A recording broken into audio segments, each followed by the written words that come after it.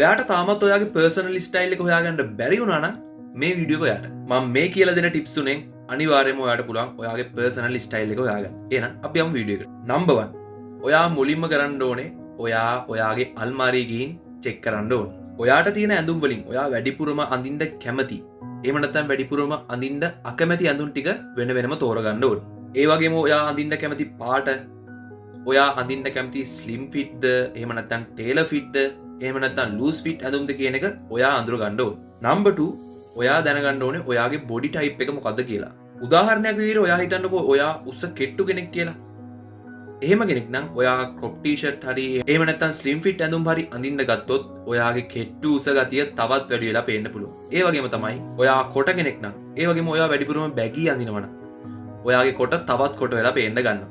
Number 3, අනිත් අයගෙන් inspire වෙන්න. මේක තමයි ඔයාට ඔයාගේ ස්ටයිල් එක අඳුර ගන්න තියෙන ලේසිම සහ හොඳම ක්‍රමය.